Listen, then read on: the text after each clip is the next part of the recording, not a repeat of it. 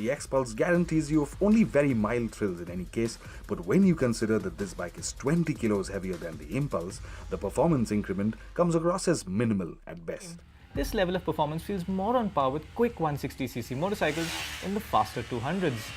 In the dirt, it's enough to spin up the rear end first, but above that it's not so easy to steer the bike with a throttle.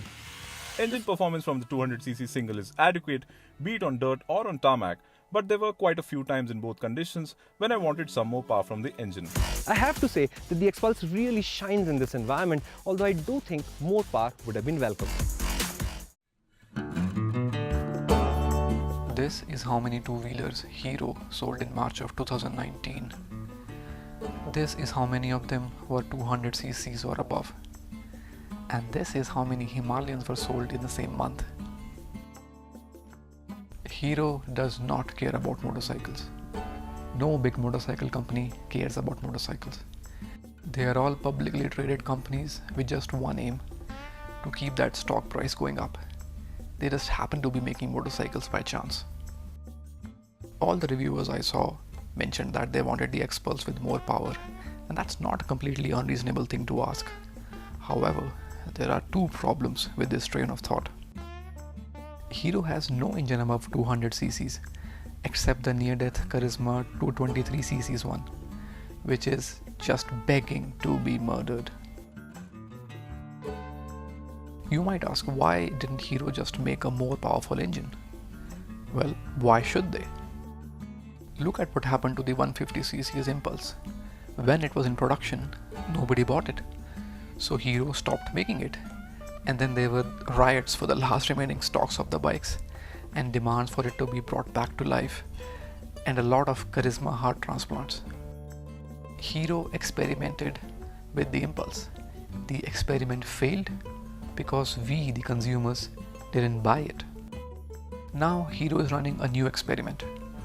They have launched 4 versions of the same bike. Extreme 200R is the naked one, the 200S is the faired one, Xpulse 200 is the off-road one, and Xpulse 200T is just to confuse everyone. The bean counters at Hero will now look at the numbers over the next few months. The bikes that sell will remain in production and will help shape the future bikes Hero makes. Others will be killed off as quickly as a Night King. And that's the same story everywhere. The reason our big bikes are overpriced is because they don't sell. This is how many premium bikes were sold in India for the whole of 2018 for all companies combined. In the same year, this is just how many ultra-exclusive Panigales Ducati managed to sell worldwide. The reason it's so hard to buy a good riding gear in India is because it doesn't sell. The reason we don't have a single street legal dirt bike in India is because the manufacturers don't think they will sell. It's not unreasonable to complain that we don't have all these things, but we will never have all these things until we give the companies a reason to sell them to us.